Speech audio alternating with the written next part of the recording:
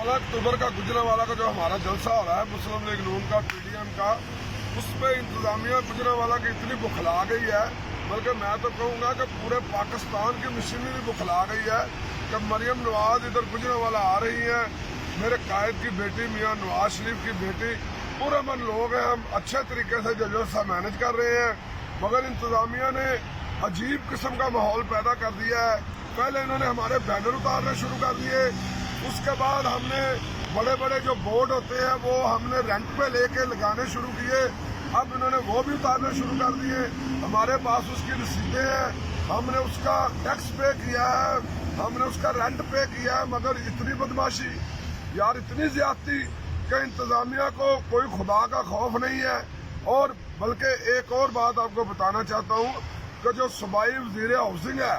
वो इधर गुजरांवाला में आ गए हैं, महमूद रशीद साहब,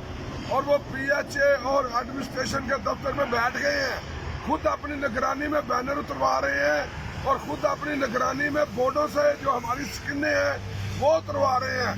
मैं कहता हूं कि सूबाई वजीर हाउसिंग और दीगर एडमिनिस्ट्रेशन सारी इधर आ जाए, सारे बोर्ड उतार दें, जो करना चाहते हैं कर लें, मगर 16 अक्टूबर को मरियम नवाज इधर आएगी और पूरा गुजरांवाला जलसा का होगा। अभी तक एडमिनिस्ट्रेशन हमारे साथ गैर जानबदाराना रवैया की बजाय